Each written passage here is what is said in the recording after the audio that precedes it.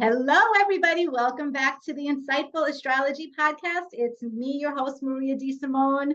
And this is going to be, I know, one of my favorite episodes ever because number one of my favorite astrologers is on with me. And this is also going to be a pure girl talk, real life astrology episode where Stormie and I are coming at you and getting real and raw about what it's like to be in your 40s and the astrology, these midlife transits that we all experience. And we're going to talk about our life, our experiences, and it's just going to be so much fun. And hopefully, you will really get something out of today's episode so that you can learn how to apply these upcoming transits into your own world or reflect back if you've already experienced them, like I have, and really see how they came to life. It's just so fascinating. And I know this woman needs no freaking introduction because she is an icon, an astrological icon. She is just a YouTube fixture. You have to know who she is. And if you don't, I mean, get your head out of your ass already because Stormie Grace, YouTube sensation, amazing astrologer, remarkable, beautiful soul. Thank you for being here. I really appreciate it. Oh my gosh, thank you so much for being here. And that introduction was just heartwarming also. So absolutely, I can't wait. We have had this like resonance with each other, since forever. And I have to tell you guys what's really funny is I remember going to tarot.com and I'm like, oh yeah, Maria put up the whatever, and I didn't even know her yet. And then one day I see like Maria Di Simone is available to have a Zoom with me. And I was like, oh my God, I've made it, because I grew up looking at these things that you were posting and feeling that resonance. And we really have it. And I love that. So thank you for having me. Oh my gosh. Well, thank you. You, a couple of years ago, I forget if it was 2 or 3 years ago, you invited me on your channel to do, it was the academy, right? The astrology academy that you had, the university. And you invited me to do a transits lecture. You were so gracious. And I was coming at Stormie saying, okay, but I'm a computer idiot. I don't even know how to do a PowerPoint. I'm so done with this and that. And she's like, relax. It's okay. Just send me stuff. We'll make it happen. And you actually, this was right before Uranus was transiting Uranus started the conjunction to my sun. And you prepared me for this Uranian energy. You helped me because before then, forever I got my videos professionally filmed because that's just how my career was, and they were syndicated. But then once the series was canceled on YouTube, on tarot.com, everybody told me, go on YouTube. And I was like, all right, I guess I should, but I didn't know how to do it, right? So I did it backwards. I didn't know anything about lighting or audio. To this day, people complain about my audio because I'm just, it's whatever. But then I didn't know anything about thumbnails and how to do the pretty pictures. And you absolutely helped me. So thank you for that, because you were the one who said, Maria, get a subscription to Canva. It's so easy, blah, blah, blah. And you were helping me and telling me. So you helped me grow as a businesswoman, and you helped me branch out, reach out of my comfort zone. And I even learned PowerPoint after I did your lesson, your lecture. So even though I hate it and I have no patience for it, at least I learned it. So this was all part of my Uranus Sun transit, and thank you for that. Oh my gosh, you're so welcome. And it's like the longer I just stay alive in general, but also like in this profession, there is always someone coming along giving me like a little tip or a little whatever. So I have a Libra moon too. I'm super team player. I'm like, listen, is this going to make everything better? Is everybody going to win? So it's always a pleasure to do that. And just by watching you produce content, I got a lot of guidance because I was not sitting at my desk of my life thinking I should absolutely go be an astrologer. I was working in radio. I loved my job. And when I hit that Saturn return, I walked through a doorway of Saturn and he was like, girl boss, you're an astrologer. And I started, Stormie Grace, crying. So watching what you were doing gave me some guidance of like, okay, here's how I start to structure this thing. So really, like, you didn't even mean to help me, but you were just doing what you did. And that was insightful to me. That's so interesting. We both started our careers Saturn return. It was Saturn return related for me too. Totally. Saturn rules my midheaven. So it was exactly that. It's, oh, and you're so, another thing, we could just dispel this myth now, because there are so many budding astrologers, people who are trying to break into this industry. And what I have found, so I mean, I started studying astrology in 2003, and then I got my first certification and put up my website 2005, but it was still a hobby for me in 2005. It wasn't until 2007 that I actually had to pay bills, and it was like a do or die thing for me in 2007. But overall, I've been doing this for about 20 years, right? So I have found that in our astrological community, even if I never meet someone in person, there is always this energy of everybody wants to help everybody. And I could tell you, I can name drop and tell you right now, people who literally helped to get my career started: Rick Levine, Jan Spiller, who has passed away now. Henry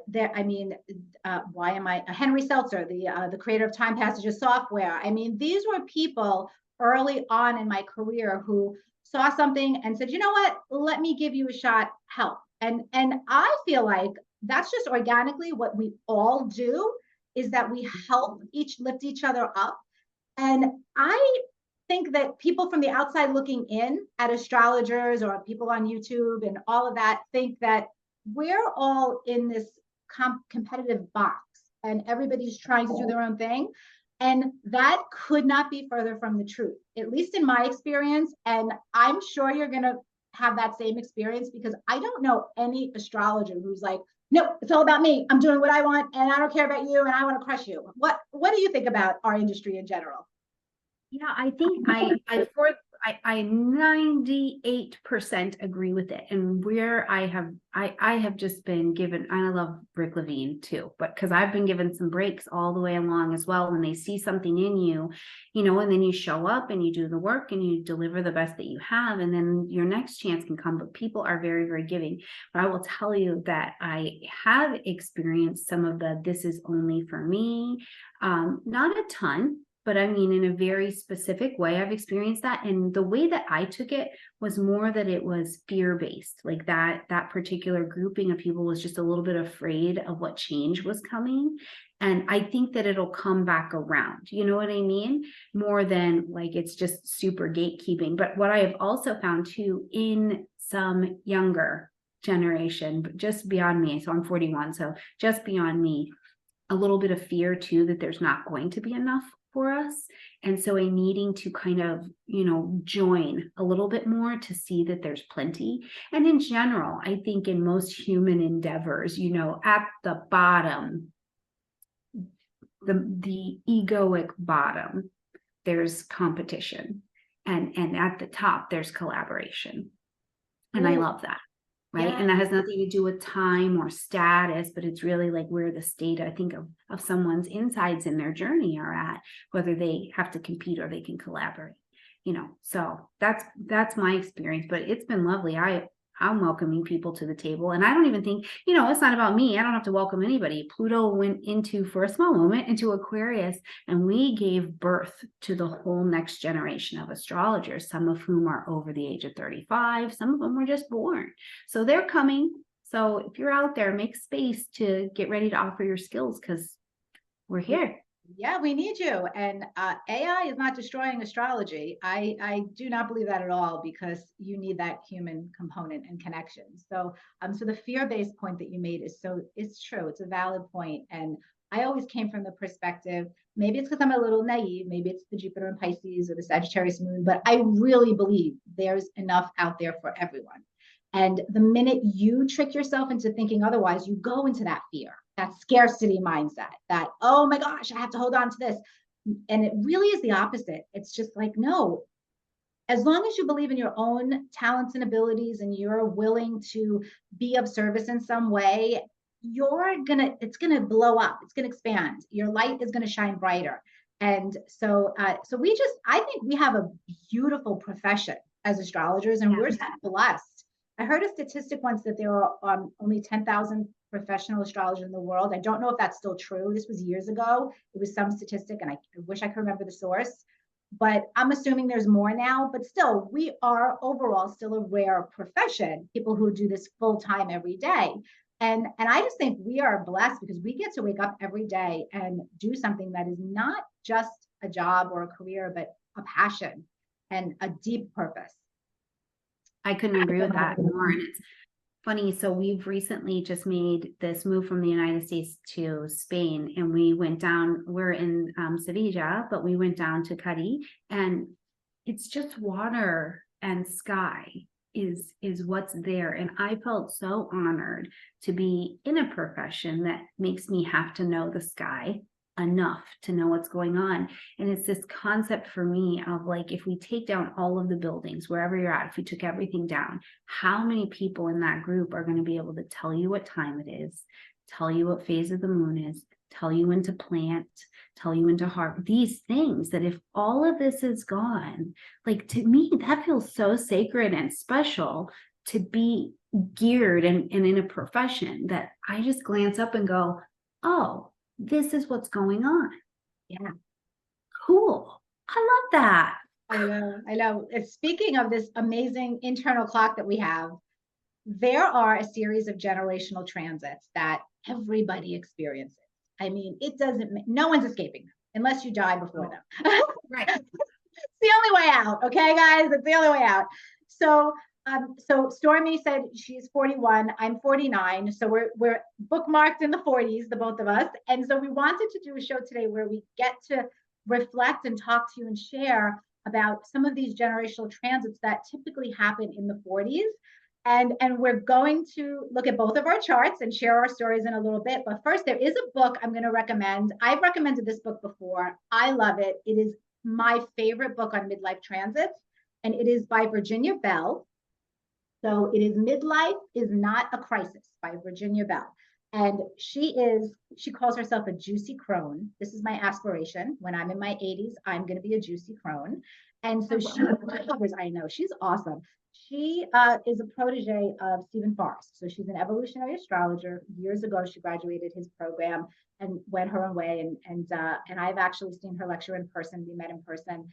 But she wrote this book, and it covers every single generational transit from your 20s to your 80s and beyond. It's comprehensive, and I highly recommend it. I mean, she talks about things, even the Chiron return, some things that aren't easily found in astrological literature.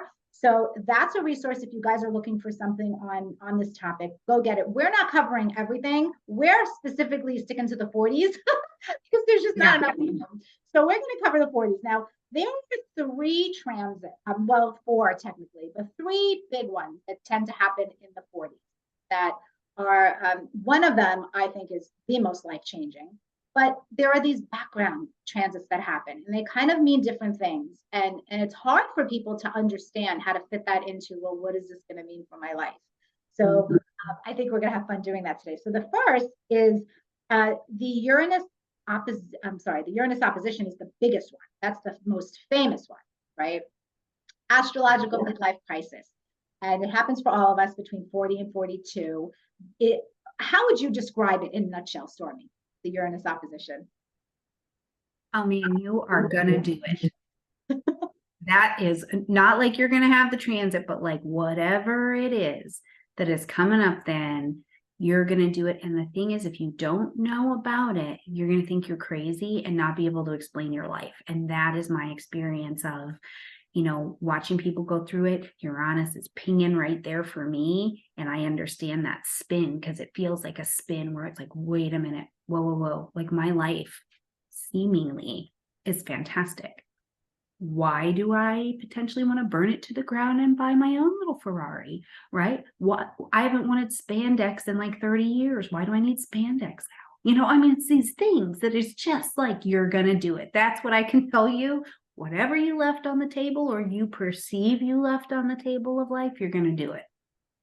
So I was going to present all of the other transits, but I actually just changed my mind because while we're on this Uranus opposition topic, I want to just do it. I want to dig into it. And then we'll go back, guys. We'll cover the Neptune square, the Saturn opposition, and then the Jupiter return, which I think is a mild one, but they do all technically happen in the 40s. Did I miss any? The Pluto square happens in your late 30s. So I think we could skip that one. Do I I have think them we all? need it. Yeah, I think we've got them all, but you do need that Pluto square. You're not going to do any of it. Need the crisis before you can actually embrace the 40s transits? Is that what you're saying?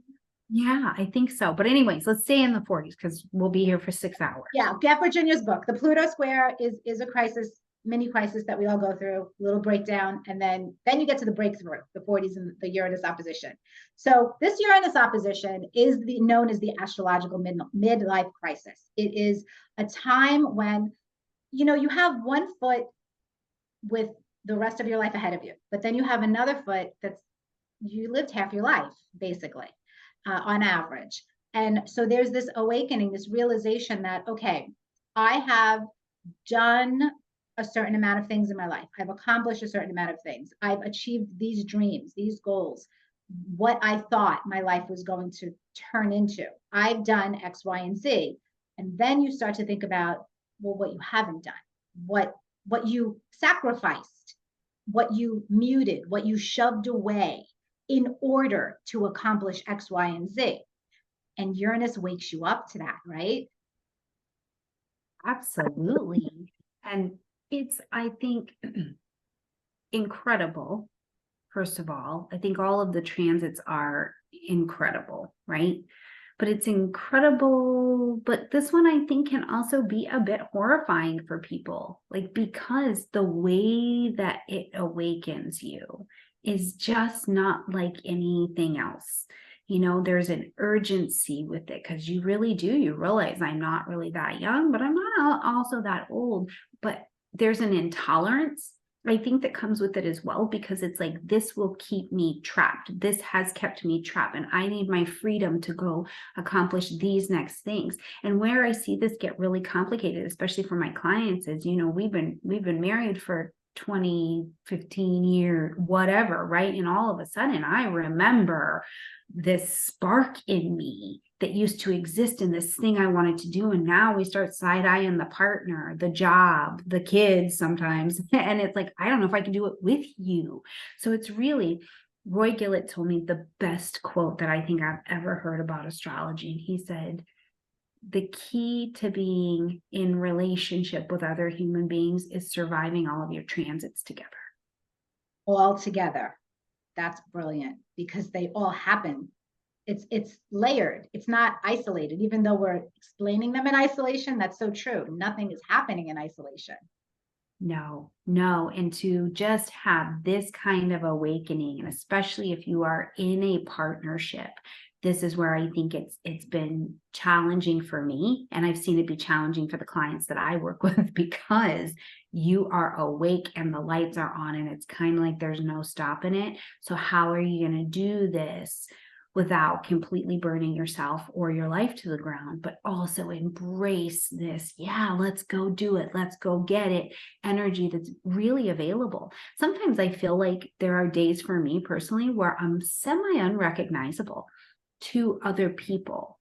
But funny enough, my mother is like, I've seen her before. I've seen this version of you before. That, I'm glad you brought that up, because Virginia Bell says in her book, when she talks about the Uranus opposition, go back to your Uranus square when you were 21, 22. And so your mother is recognizing the authentic you before you shoved a part of that away and went into, I mean, it's not that the rest of you was inauthentic for all those years, but there's a part of you, a core part of you that was starting to come out, that was the pure you, almost like this pure childlike you, and you shove it away to go do a bunch of other things. So I think that's what your mom is talking about, is she knows that, Stormie, and it's coming back out now because you're about to have your Uranus opposition, right? Absolutely. And then before that, I got Uranus just tap dancing a little jig on my son, which has also been very, very useful. And it's right on time. When I was 20, I intended to leave the United States to come to Europe to train to be an interpreter, because I'm a polyglot. I speak languages and I love them. And that is what I wanted to do with my life. I was joking with Maria before that I was like, I found out I just want to be pretty and say things, like, that's it, and probably eat, right? And now here we are, Uranus hit my son. And my expression to my husband was, if I don't leave this country, I will die. And I meant it very seriously, because I was like, a piece of me cannot be here anymore. And as soon as we touched down in Spain, 20-year-old me, like the English speaking me, got really, really quiet. And I don't use English most of the day, happily. It was like the English speaking portion of me wanted to be silent for a little bit. And the Spanish and the French portions of me just have blossomed. So very much so. When I go back to that Uranus square, you know, go back and look. What was that glimmer? Because instead of going to Europe at that time, I stayed and had my daughter. Right? And instead of going to my glimmer when I was 20, 21, I got engaged at 21, and I dropped out of graduate school. And the Maria that wanted to be at that point a clinical psychologist and write books on self-help, like that was my aspiration back then. I dropped out of school completely and got married and had children and became a housewife, a literal stay-at-home housewife.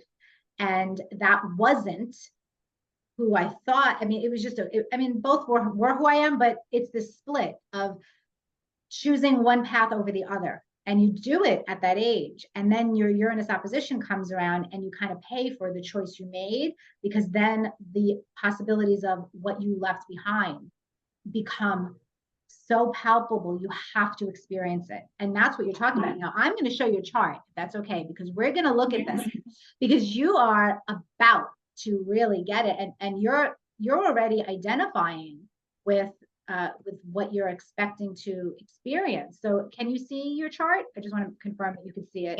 Yeah. Okay. So your Uranus placement. So Stormie's got this. I love my Taurus girl here. We're fellow Taurus soul sisters, but her sun is in the 9th house. So this is definitely the heart of a traveler here. But your Uranus, which is what we're going to focus on right now, Uranus is in that 4th house of homeland, of your roots, of your safety. And having Uranus in the 4th house natally is always a symbol of somebody who can actually be a bit of a nomad, a bit of a traveler, and tendencies to grow up in a somewhat unusual family environment. It's not bad or good. It's just there's something unusual, something that's a little different than everybody else's experience. And we have to also take into consideration that you have a tight opposition to Mercury here, Uranus opposite Mercury here. And that obviously is the brilliant mind aspect, but it's connected to your career path and to your home and living situation. And you have this rare talent of speaking multiple languages. That is so Uranus Mercury connected to, that's just amazing. That explains right there. I'm actually looking at your chart like this for the first time. So I'm just like, wow, that makes total sense. I know. I told you, as soon as you see it, it's going to all make sense. Okay.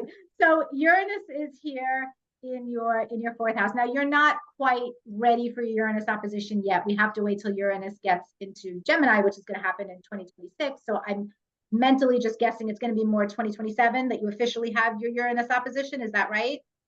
Right about there. Yep. Okay. So what do you predict for yourself when this actually happens?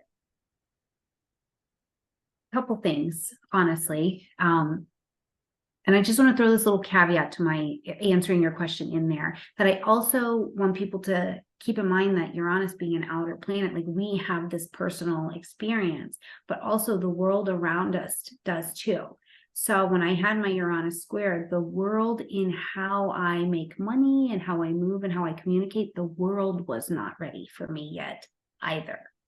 Right? Uranus being that very electric energy. Today, it's fine because I just picked up my laptop. Like I'm a digital nomad, right? So the world wasn't ready for my nomadic state.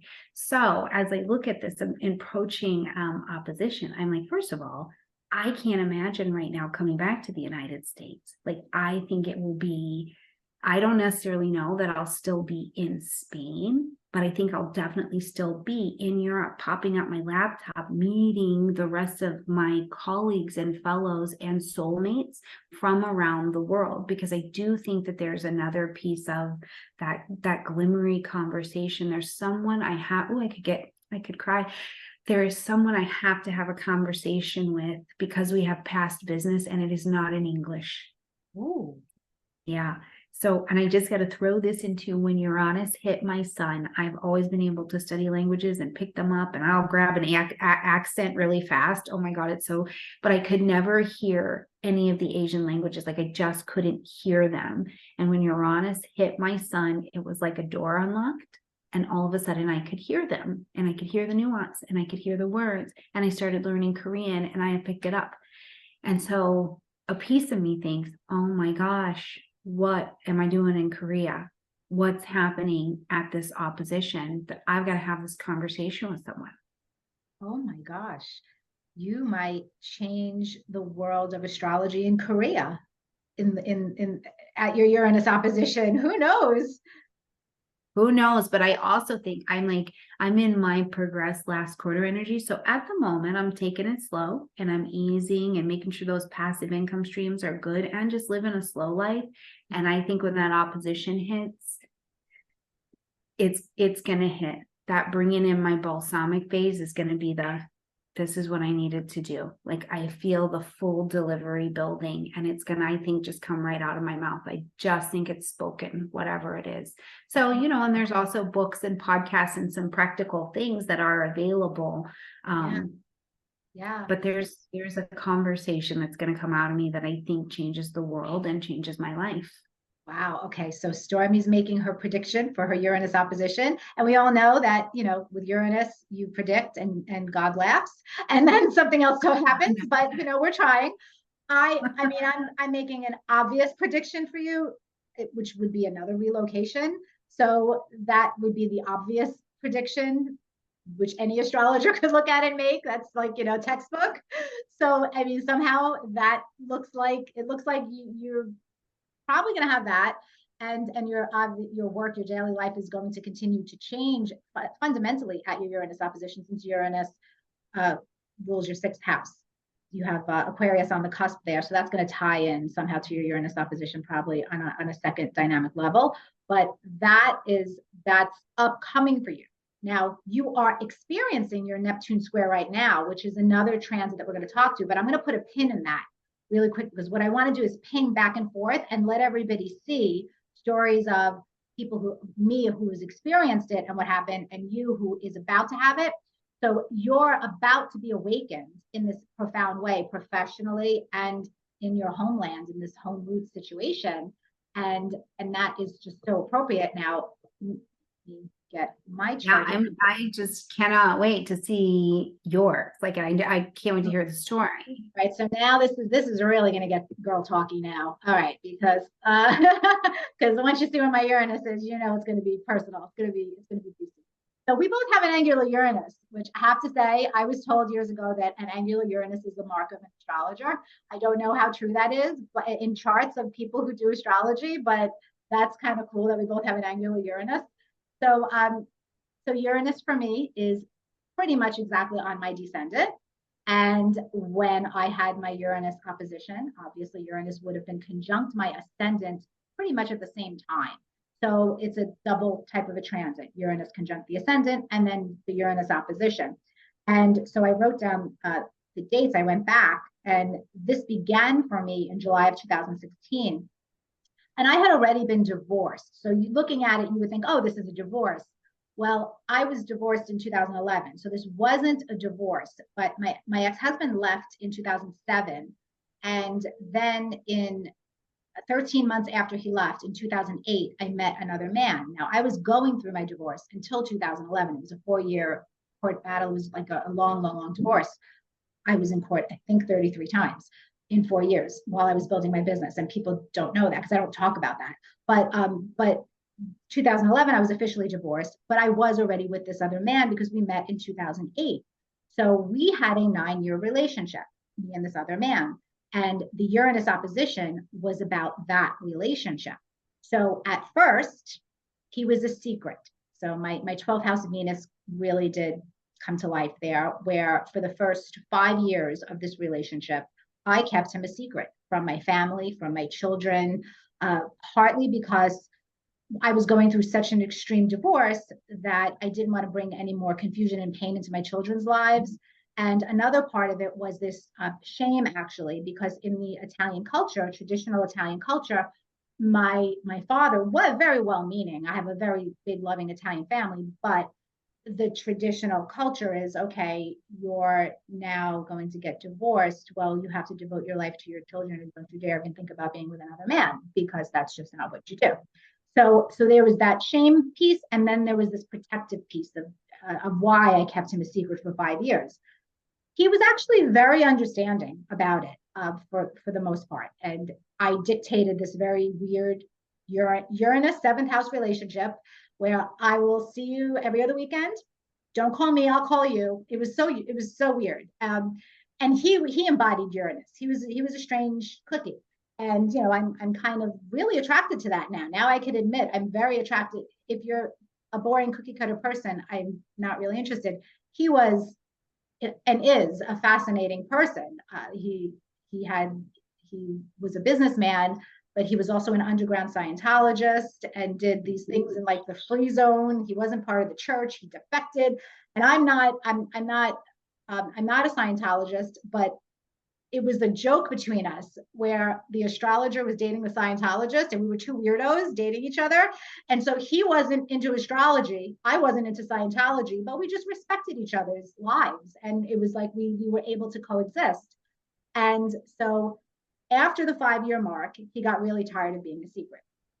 And we would break up and get back together. And the summer of 2016, which is when my Uranus opposition started, we actually took our relationship to a commitment level, and he moved in with me. And so he obviously wasn't a secret at that point. My kids knew about him, my family knew about him, because this was years later.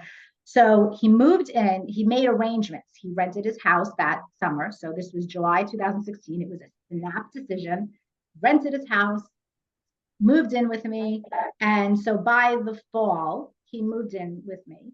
And I used to always say to him that the end of our relationship is going to be if you're in my life every day, because I don't think it will work, because we had this like just beautiful part-time relationship for so long. And I was raising children. He never had children of his own, but he was on board. He wanted to try and help and all that. And I just decided, I didn't think it was going to work, but I ended up being right, or I created it, one or the other.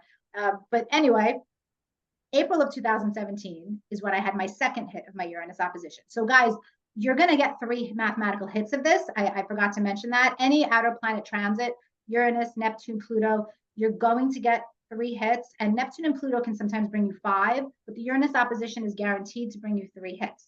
So the first hit of any outer planet transit is you find out what you're dealing with. You find out the theme of the storyline for the rest of the transit, right? It's like you get your emotional seatbelt on and you're like, okay, here's where we're going. Yeah. So first hit, July of 2016, was, okay, sudden decision to actually make this a relationship. You're all in, you're moving in. Okay, great. Put the seatbelt on. This is going to be interesting. Now, April of 2017 was the second hit. The retrograde hit is typically when you're processing what's happening, what's going on, how are you dealing with it, how is this working out for you, kind of a thing. And another event can happen. And Uranus transits, I find, tend to really happen right on time. They're pretty immediate. So you don't have to wait too long for the event to happen with a Uranus transit. So that second hit of the Uranus transit, March 25th. So even though April was the exact hit, March 25th of 2017, I remember the day because Venus was retrograde over my natal Venus that day. And I thought that was an interesting second transit that happened. But we went out to lunch. Everything was great.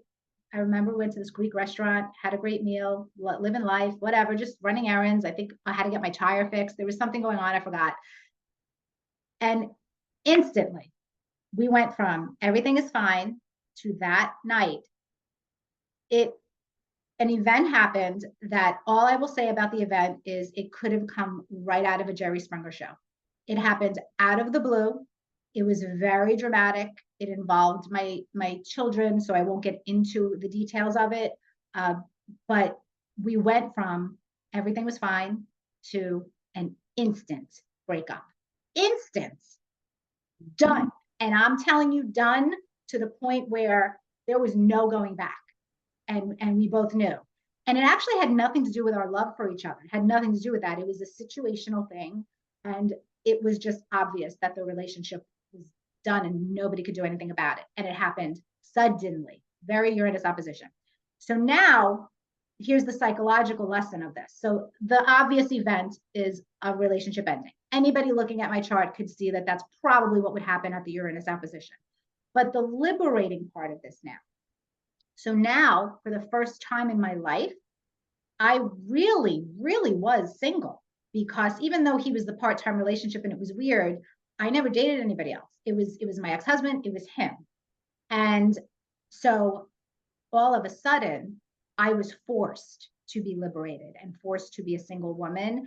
And I then spent the rest of my Uranus opposition learning what it was to be an independent single woman and embracing the fact that I probably am not suited for a traditional cookie cutter relationship.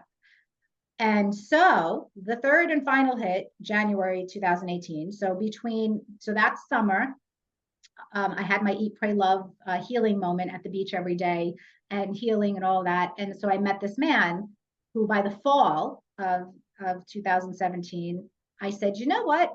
I told you this was going to be girl talk. This is where it gets juicy. Unplugged Maria. I said, I never had a one-night stand. Maybe I need to have a one-night stand, because now I'm in my Uranus opposition and I'm free and this is happening. So I met this guy at the beach. And I was like, you know what? You're going to be my one-night stand. And we were hanging out and talking every day at the beach, and he would ride it's called a fat bike. He would ride his bike and wave to me. I was like, oh, wow, look at this muscle man. Nice. So one day in September, he followed me into the ocean. And I thought it was very romantic. He just followed me into the ocean. And so we started talking and taking these walks on the beach and all that. And in my brain, I was Uranus opposition. And I said, you're going to be my one-night stand. We're not going to have a relationship. And so, I mean, let's be real. When a woman propositions a man like that, how many men are going to say no? She's like, you know what? No, I'm just here to enjoy the water, ma'am. Sorry. Thank you. I don't know too many men who are going to walk away from that. So he and I got together, and because I am a Taurus and my Mars is in Cancer, unfortunately, I'm really not capable of a one-night stand. And so my one-night stand turned into an 8-month relationship. This 8-month relationship, and this is the final hit of the Uranus opposition.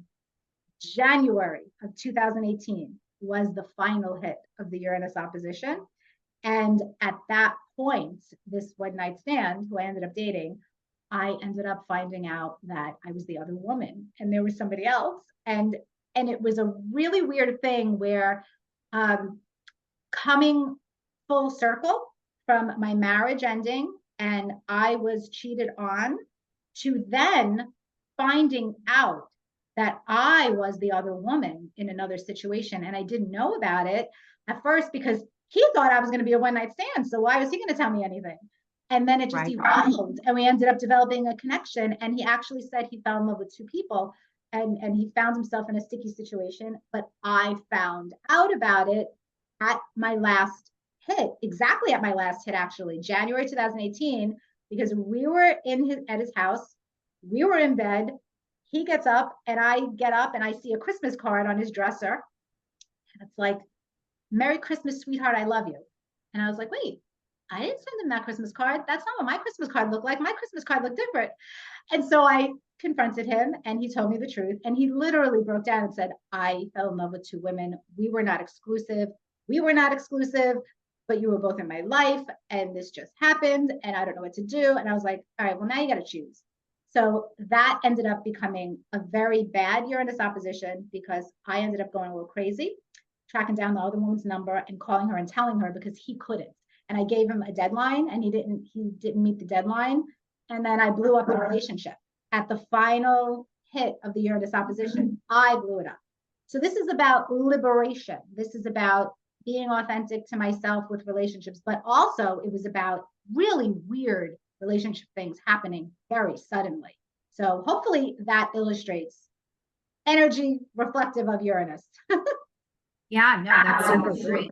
I like just love hearing the experience because one, it's like we do survive these. Everybody's going to get them. No one is exempt unless you die, right? But everybody's going to get them and you can survive them. And with Uranus, these places, especially for me as a Taurus, where I would just like things to be pretty and to be easy, and let's just keep it simple. It's like, no, sometimes humanity is not simple. Sometimes you're a little bit of a mess. Sometimes it's a little bit crazy, and that is okay and perfect too. So it's even some of that, but the awakening portion is just, it is unavoidable. I'm telling, I feel like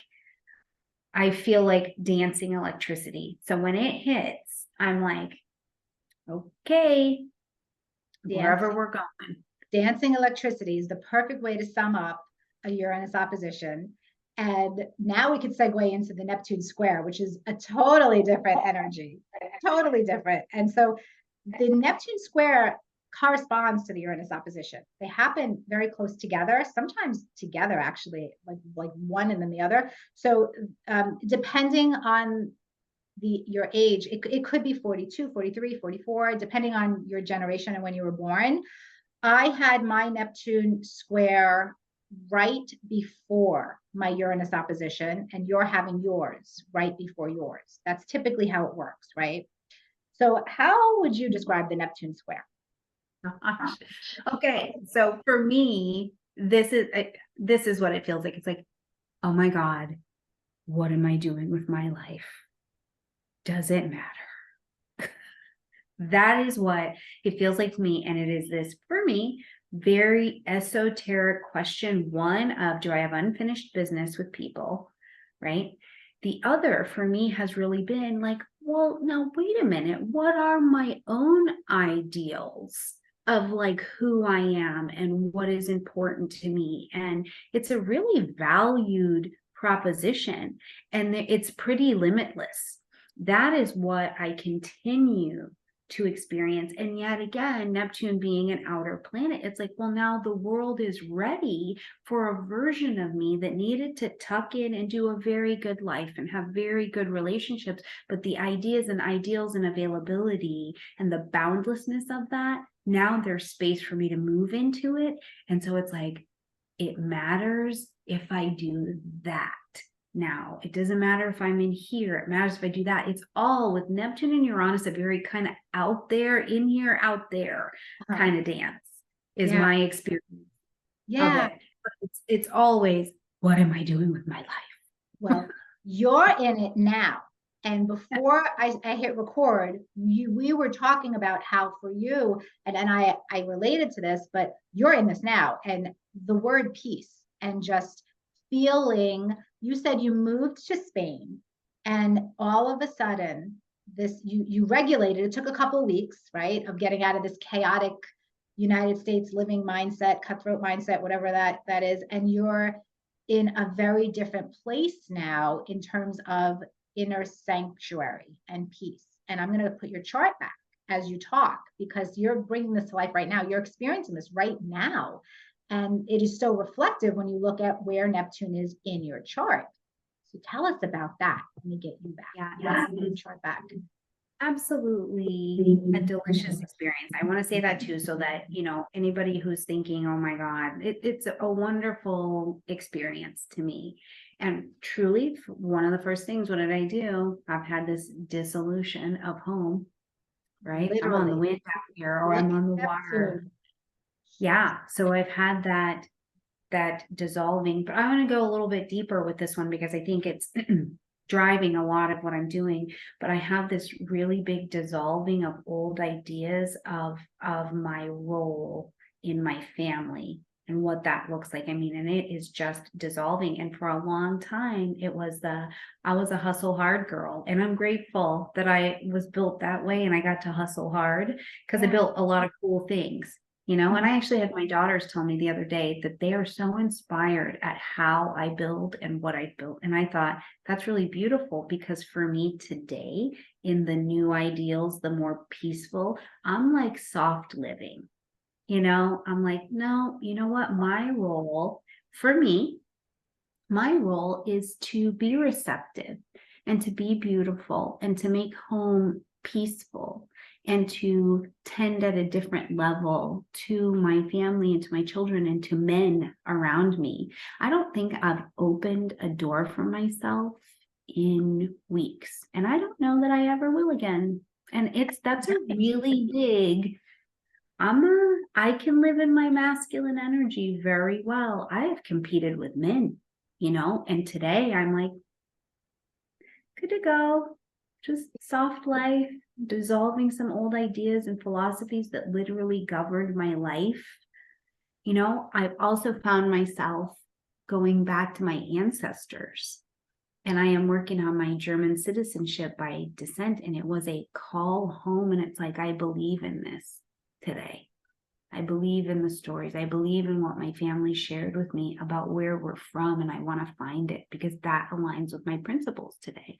And so it's really this interesting dance. And as you can see in my chart, one of the placements that I have rulership there is my 7th house. I've got some really different ideas around relationships today. And one of them is the relationship with my body, right? Because that is one of my primary relationships that I look at in the 7th house, me with me, how I talk to myself, how I treat myself, what I eat, all of those things have been changing.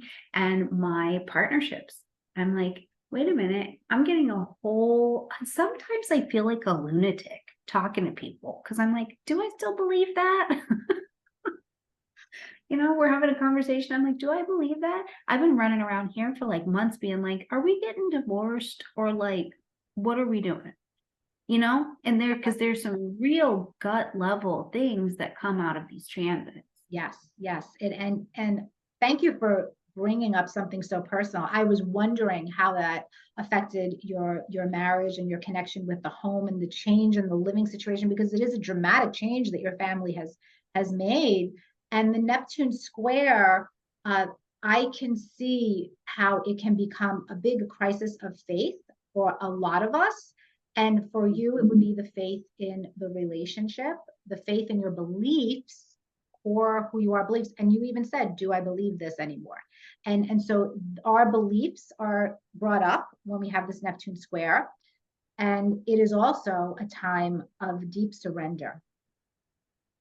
And I think that's the only way out of it, kind of, is just, you can't change this. There are some things that have to be surrendered to. I always say when you're going through a big Neptune transit, the only thing you can really do in that moment is float, because if you fight, you're going to drown, right? If you fight too much, you're just going to drown, or you're going to exhaust yourself from trying to stay afloat.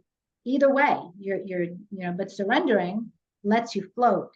And then you get the downloads, the spiritual downloads that the Neptune square is trying to give you. And it sounds like you're really listening to that. Yeah, well, and I teach this principle when we're working with any transit, right? To go to the ruling planet of the sign that your for my Neptune, we'll say here is in. And so I have surrounded myself with a spiritual teacher who I meet one-on-one, eyeball to eyeball with. And we have some deep conversations about what is my thinking, because what I also have experienced is that in the human form and condition, my mind will tell me something and paint a story that's not actually really real to my eyes.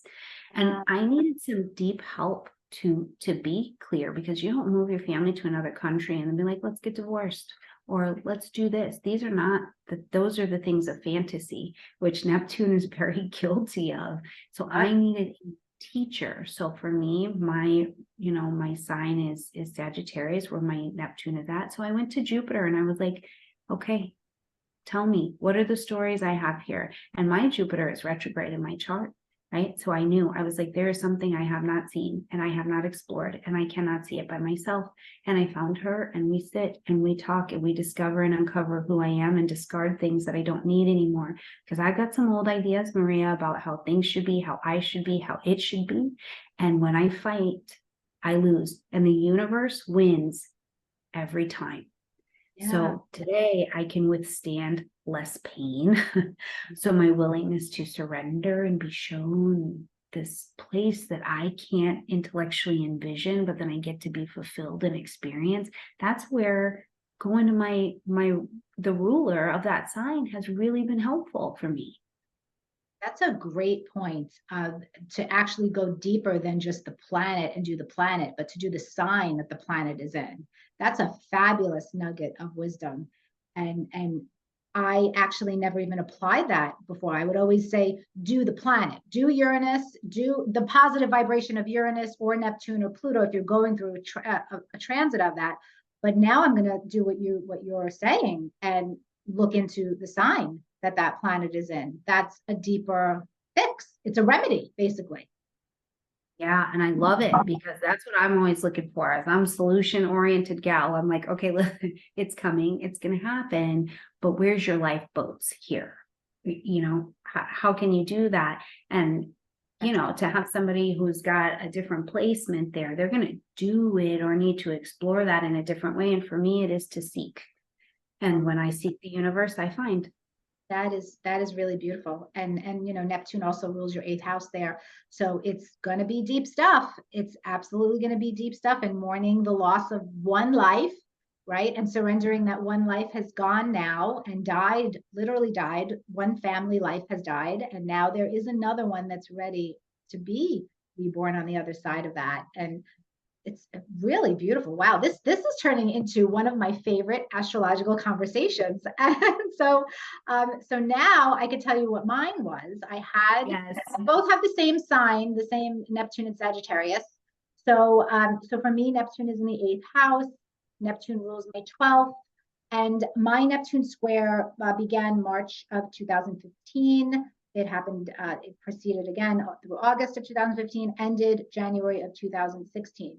So, okay, so for me, I will say, I'm very open about sharing my life, but when it comes to certain details about my children, that's where I really don't talk too much.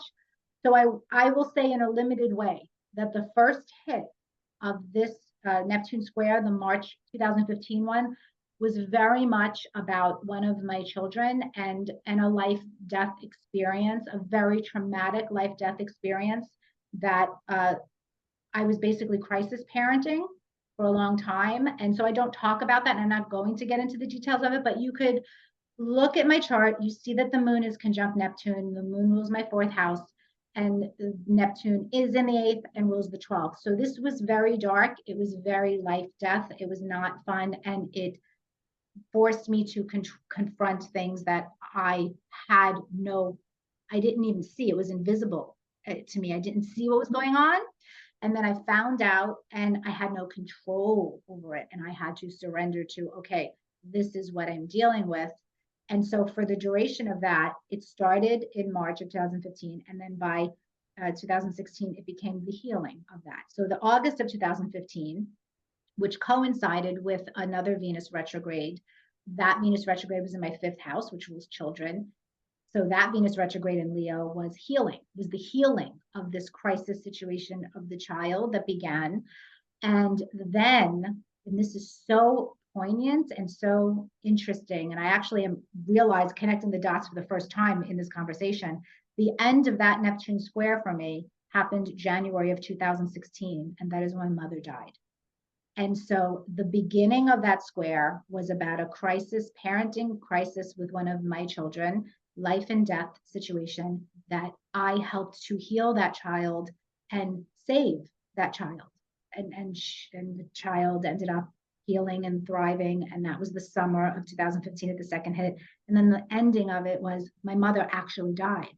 So isn't that interesting when we talk about Neptune as faith and you know, it's this really deep psychic and spiritual energy also. And I wish I could share more than what I'm sharing. So I know I'm speaking a little bit in riddles, but this is one thing where to protect my children, that's what you're getting out of me.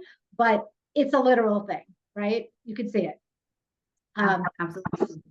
So your Neptune square, guys, when you experience your Neptune square, you're probably going to be faced with something that you can't control, that happens, that challenges your faith, your beliefs, and actually helps you to lean into a new spirituality and a new sense of personal peace and faith that you never had access to before, that you're forced to really learn and embrace. And that's the beautiful part of it once you're Well, and then your Jupiter was your helper, you know, in Pisces. Like you really had you got the whole Piscean kind of experience, and really the surrender piece is just like so pronounced from that 12th house. Like, bravo. Bravo for you. Bravo for everybody who's made it. You know, give yourself a round of Yes, applause. you will all get through your Neptune squares and your Uranus oppositions. And now let's go from Neptune and La La Land to Saturn. Saturn. So Saturn opposition in your 40s. No, the 40s, just in general, now that I'm thinking about it, 40s are no joke. Like you are really adulting and and not only adulting, but you're realizing what's important and what's not important in your 40s. By the end of your 40s, I promise you, you're already doing it now in the beginning of your 40s. Things that mattered so much in your 20s and 30s, you're like, why did I waste so much energy on that? Who cares? You know? So Saturn opposition, but the Saturn opposition is about our place in the world. And so this is about 44 for all of us, right? Am I getting that right? I think. Didn't you have your Saturn opposition already though? Maybe you had yours earlier. Hang on. No, because mine is in my Saturn is in Libra. So I'll be working my way towards it, Maria. Don't worry, it's coming. Okay. I just had like a brain fart. I'm like, wait, did I get that wrong? Because I thought I had mine when I was in my 40s, and I have dates here, but okay, so yours is in Libra. So we have to wait till Saturn gets in Aries for you to have it. So this is another transit where for you, it's not there yet. You can see that it'll happen across your second and your eighth house, and Saturn rules your fifth house.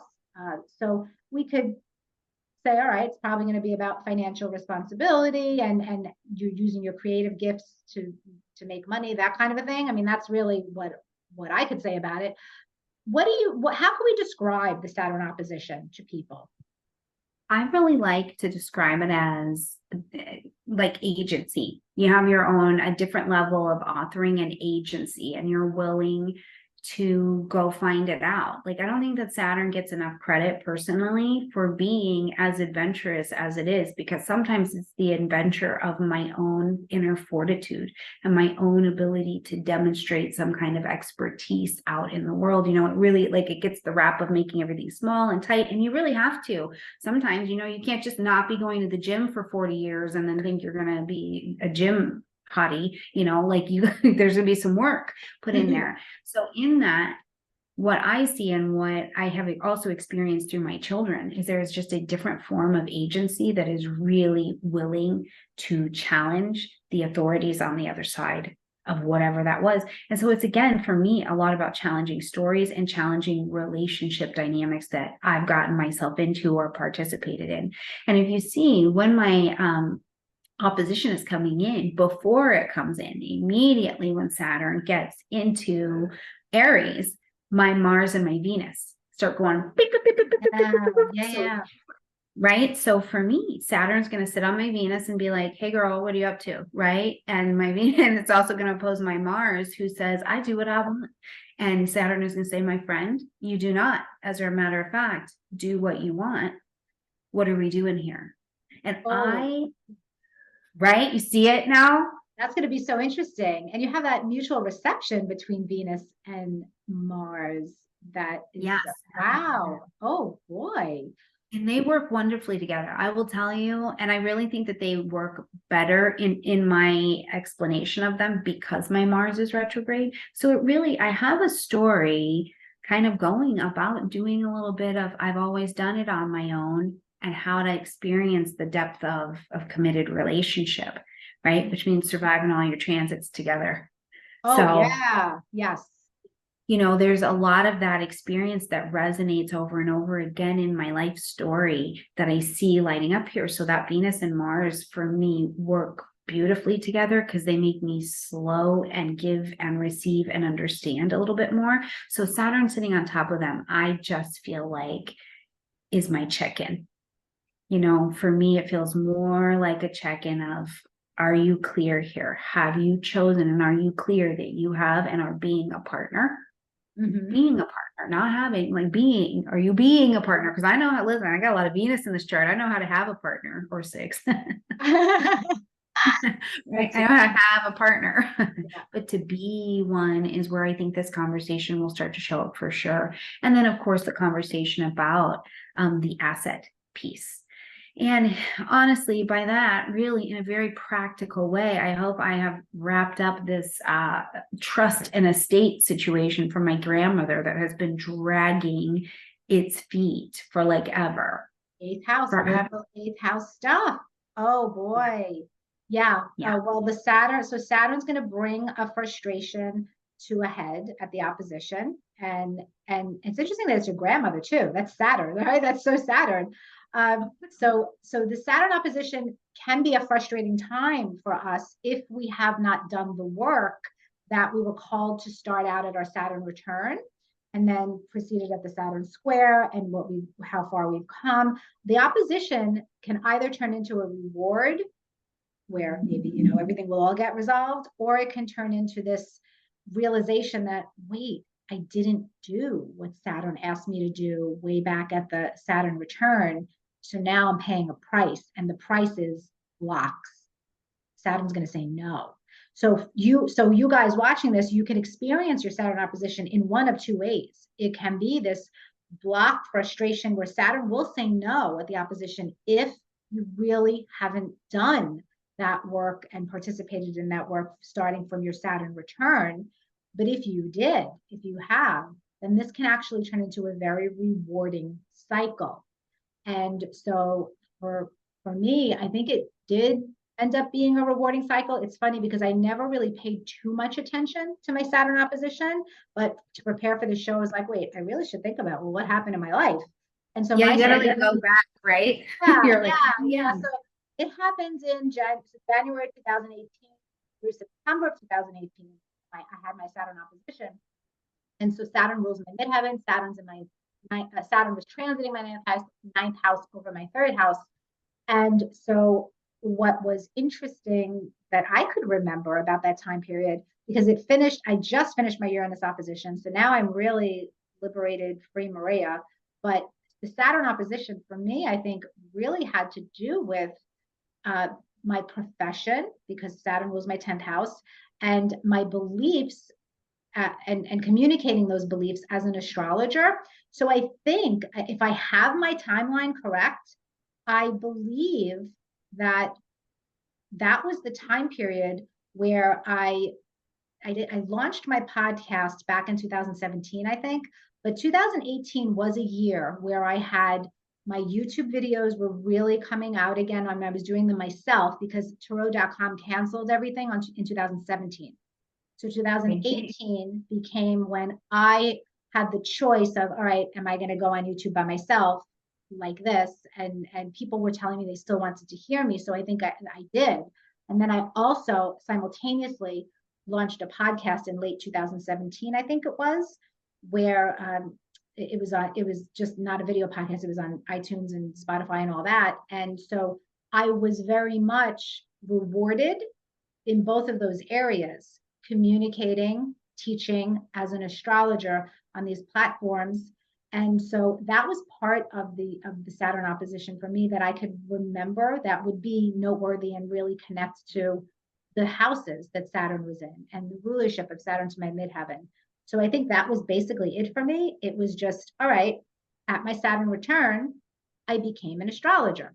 Literally, that's when I started to study astrology formally. And then from there, built a business, had the Saturn square here, and kept building. And then here at the opposition, I think the reward is that I became respected for my, as a teacher, I guess, as an astrology teacher. I guess that's how I'll say it. I don't know how else to communicate it, but that seems to be what happened at the Saturn opposition. But you could see the rulerships. And so for you guys, again, you're looking at different charts. You have different placements of Saturn, different rulerships. It's so unique for all of us. But but these are transits that we are all going to experience together collectively. We all experience a Saturn opposition, Neptune square, Uranus opposition. And then the last transit is this Jupiter return, which every 12 years we get a Jupiter return, but we happen to get one in our late 40s, 47, 48. And I just felt like mine was a renewal of peace. Yeah. And it was just it was a very happy thing. Yeah, mine was really good. And I have in my chart, I have a quincunx between my Jupiter and my Mercury. And for a long time, I couldn't, like, you know, that quincunx is like the itchy tag, and you're kind of trying to always make this adjustment, because what would happen is people would see me talking in public, right? Very mercurial, and it was great. And I'm sharing information or whatever. And then they would come sit and like have a session with me, or people outside of astrology would see me and they're like, oh, she's so fun. And then they would sit with me and we'd have these very Jupiter and Scorpio conversations. And they're like, what am I doing with my life? You know, like it gets very deep really fast. And I couldn't quite get that quincunx to like click in. And so when I had my Jupiter return, oh, it was fantastic, because all of a sudden I was like, oh, I don't need to fight with either side of these. I can be who I am and share information and talk and speak and all of these things. And then when we are in a one-on-one, or when it is time and space to open that, then I can let the Scorpio gates open. And it created something really delicious in how I present myself. And even one of the bigger things that changed for me after it is how I felt in my hips. Like I felt like from here up, I was giving and sharing even in my physical space in a different way, because it wasn't, I don't know, before it was like it was protected and I couldn't quite see where to share it. And now I really like that aspect in my chart, because I'm like, you're going to get the cosmic weather for me in 10 minutes. That's it. I don't have 65 minutes for you. I have 10. Okay. But then if you really want to talk about you, come on in here. Oh, go deep. So that's a beautiful way to blend Mercury and Gemini with the deep Jupiter and Scorpio. So you're talking about the Jupiter return in your late 30s that happened. And so now the one in your 40s will be leveling up even more, probably. Oh, man, I can't wait. Yeah. Listen, how cool. Nobody, you guys, ladies, why didn't you tell me the 40s are so banging? This is great. Really good.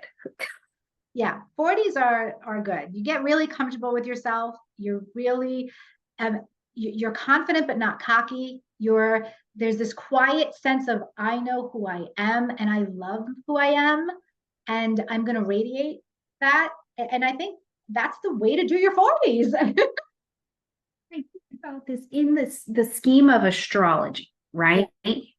We become spiritual adults. Like you enter the world of spiritual adulthood only at 30, right? So you're like a weirdo for a little bit and you're like on baby adult legs. And so like the 40s, this is why they say your 40s are your new 20s. Because I remember coming into 20 and I was like, you can't tell me nothing. And this is a sight to behold, right? Okay. Like it was very cocky. It was 20, but like the 40-20 is really good. I'm like, we're all good here. But it's so different. Oh, yeah. Well, this has been an awesome conversation just about real life, girl talk, and astrology, and applying astrology to real life. So thank you for doing this. I want everybody to know how to get in touch with you and what is Stormie all about these days? What's going on in your astrological career? Tell us. Yeah, absolutely. Well, you can find me at stormiegrace.com and definitely come see me on YouTube. I spend majority of my time on YouTube sharing content there, and then traveling and teaching. I am teaching now a lot in Europe, not just because I am in Europe, but because it was time for that. That was a launching that happened in my career. So I'll be doing that. So come to conference in London or in Spain. The Iberico conference will be happening here, but also really what's happening in my astro life is a lot of deep client work, and I'm absolutely loving it. So if that's a space that we can meet and greet, come do that. Let's do it. Yes, I love it. I love that you still do personal consultations and that you're getting in there nitty-gritty one-on-one, and yet you're accessible to the world as well. So Stormie has an amazing YouTube channel, and as you can see, if you've never connected with her before, she's just awesome. So thank you again. maybe you're going to end up starting your own school in overseas with everything with that ninth house sun. Oh my God, I could totally see it for you, like a big faculty, the Stormie Grace faculty of astrological studies. Yeah, and you know what I actually see it as a broadcasting platform. I love it. Oh my gosh, I love it. Well, thank We'll you see. so much for this conversation, for your time today, and all my love to you. And for everybody watching, I appreciate your support so much of me, my work in this channel. And until next time, please keep using the power of astrology to help grow into your soul. Bye, everybody.